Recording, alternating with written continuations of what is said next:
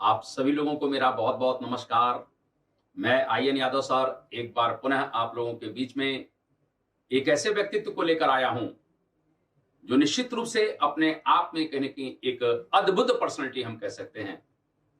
आप कहेंगे सर अद्भुत पर्सनैलिटी, बिल्कुल मैं कह रहा हूं। मैं आज अंगुली माल की कहानी लेकर आया हूं और स्वाभाविक रूप से अंगुली माल के बचपन का नाम अहिंसक था। आप समझ सकते हैं कि वो अहिंसक उसका नाम है, लेकिन कुछ परिस्थितियां ऐसी उसके जीवन में आई कि वो अहिंसक से हिंसक हो गया और वो अंगुलीमाल इतना भयानक कुन्ना के हिंसा पर उतारू हो गया कि उसने प्रण कर लिया कि जब तक मैं 1000 लोगों को मारकर उनकी अंगुलियों की माला नहीं कर लूंगा, पहन लूंगा, तब तक मेरा प्रण पूरा नहीं होगा। यानी उसने 1000 लोगों की हत्या करने का प्रण किया और लोगों की कुन्ना के क्या करता था कि लोगों को मारने के पश्चात उनकी अंगुलियों की गले में माला पहना करता था, इसीलिए उसका नाम अंगुलीमाल पड़ जाता है। और ये अंगुलीमाल श्रावस्ती के कहीं न कहीं निश्चित रूप से एक पहाड़ी के पीछे रहा करता था। उसकी मां भी उसको भोजन देने जाती थी, लेकिन बहुत डरा करती थी क्योंकि अंगुलीमाल पूरी तरह से कहीं न कहीं हिंसा पर उतारू हो चुका है।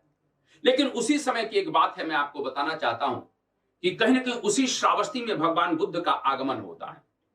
और भगवान बुद्ध ने जब श्रावस्ती में सुना कि अंगुलीमाल इस पहाड़ी के पीछे रहता है, तो भगवान बुद्ध को लगा कि क्यों नहीं कहीं न कहीं निश्चित रूप से वहां पहुंचा जाए। क्योंकि भगवान बुद्ध को लगा कि कहीं न कहीं निश्चित रूप से किसी को, अंगुलीमाल को किसी की आवश्यकता हो चाहे नहीं हो, लेकिन मुझे उसकी जरूर आवश्यकता है। और कहते हैं कि एक दिन भगवान बुद्ध इस प्रकार से उस श्रावस्ती की पहाड़ी की तरफ चलने लगे। बहुत से जितने भी उनके साथ थे, भिक्षुक थे, शिष्य थे, वो सभी लोग उनके पीछे पीछे चल रहे थे। लेकिन जैसे ही अंगुलीमाल के तरफ जाने लगे, यानी भगवान बुद्ध उस श्रावस्ती की पहाड़ी की तरफ जाते हैं, तब सबने कहा कि प्रभु इधर कहां जा रहे हो? यहां अंगुलीमाल रहता है और इस पहाड़ी के पीछे अंगुलीमाल रहता है, और जो आज तक गया है वो पीछे लौट कर, यानी दोबारा लौट कर उस पहाड़ी के पीछे से नहीं आ पाया। आप वहां ना जाइए। भगवान बुद्ध बड़े मुस्कुराते हैं और कहते हैं कि भाई कुल के ठीक है, लेकिन भगवान बुद्ध मुस्कुराते हुए कहीं कहीं अपना कदम आगे बढ़ाते हैं।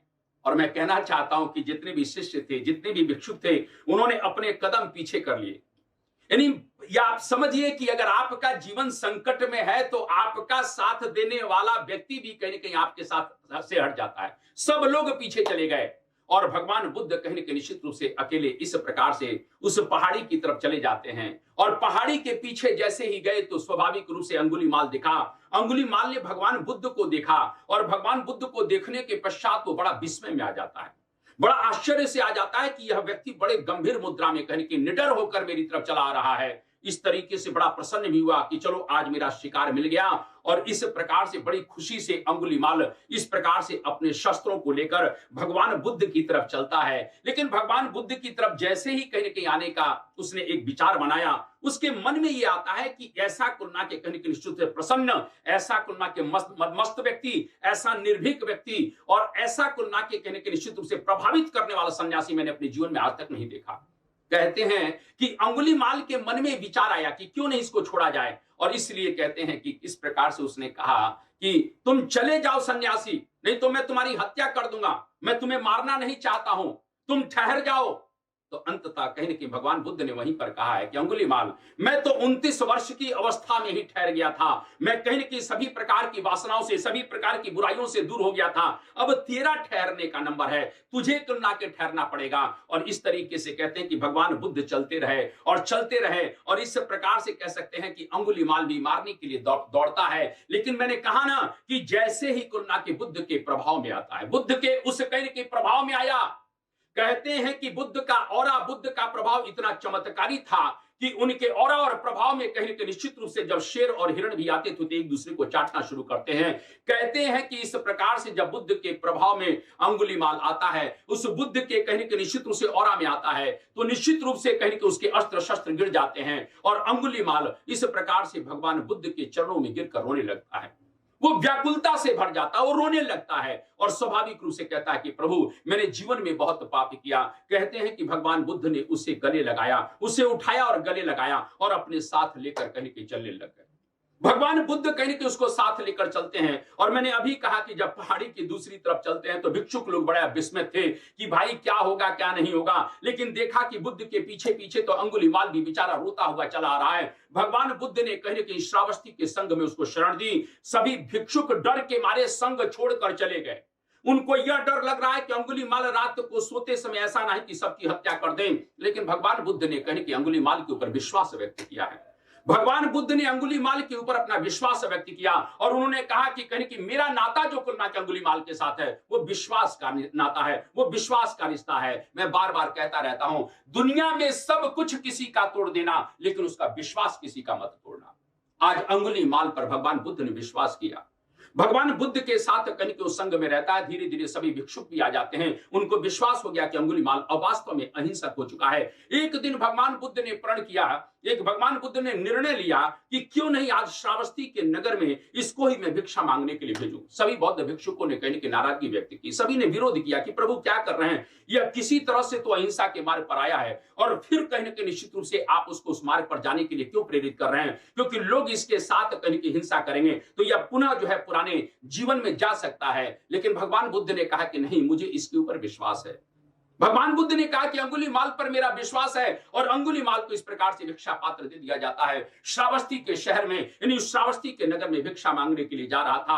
अंततः सभी लोग जो है अपने घरों को बंद कर लेते हैं, सभी छतों पर चले जाते हैं और इस प्रकार से अंगुलीमाल भिक्षा मांगने के लिए दरवाजे निकलते तो हैं, लेकिन भिक्षा नहीं मिलती है उन्हें। कहीं की भिक्षा के बदले कहीं की निश्चित रूप से लोगों के पत्थर मिलते हैं, लोगों के डंडे मिलते हैं और इस प्रकार से डंडे और पत्थरों से लोगों ने बरसात कर दिया। कहते हैं कि अंगुलीमाल पूरी तरह से लहूलुहान हो जाता है। अंगुलीमाल पूरी तरह से लहूलुहान हो गए और इस प्रकार से उसको भिक्षा तो नहीं मिली, लेकिन शारीरिक कष्ट कुलना को श्रावस्ती में जबरदस्त मिला है। और इस प्रकार से मैं कहना चाहता हूं कि अंगुलीमाल लहूलुहान होते हुए अपने कहीं के निश्चित रूप से अपने शरीर को किसी तरह से संभालते हुए भगवान बुद्ध के पास आता है और भगवान बुद्ध के गोदी में आकर गिर जाता है और अंततः कहीं के निश्चित रूप से भगवान बुद्ध से कहता है कि प्रभु, मेरे ऊपर लोगों ने बहुत ज्यादा अत्याचार किया, मेरे ऊपर बहुत हिंसा की, मैं लहूलुहान हो गया, लेकिन मैंने किसी भी प्रकार से प्रतिरोध नहीं किया, मैंने कोई विरोध नहीं किया, क्योंकि मेरा मानना है कि आपके ऊपर मेरा विश्वास बहुत ज्यादा है और मैंने आपके विश्वास को टूटने नहीं दिया।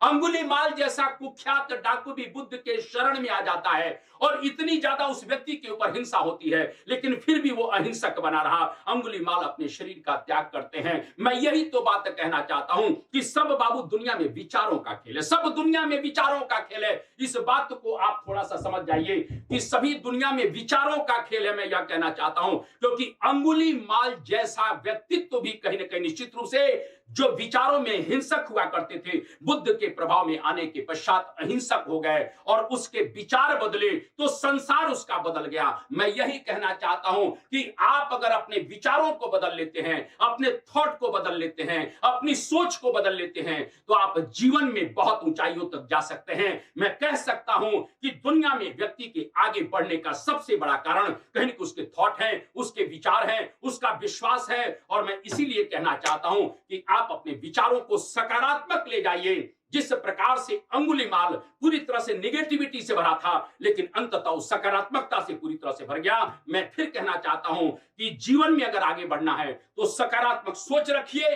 सकारात्मक निर्णय लीजिए और स्वाभाविक रूप से कहने के निश्चित रूप से मैं बार बार कहता हूं कि संसार में परिश्रम का कोई भी विकल्प नहीं है। यही बात कहते हुए मैं कहना चाहता हूं कि जिंदा वही है जिसकी आस जिंदा है, जिंदा वही है जिसकी प्यास जिंदा है, जिंदा वही है जिसकी आस जिंदा है, जिंदा वही है जिसकी प्यास जिंदा है। अरे सांस लेने का नाम ही जिंदगी नहीं, जिंदा वही है जिसका विश्वास जिंदा है। इन्हीं शब्दों के साथ मैं अपनी वाणी को विराम देता हूं। आप सभी लोगों को नमस्कार, जय हिंद, जय भारत, वंदे मातरम।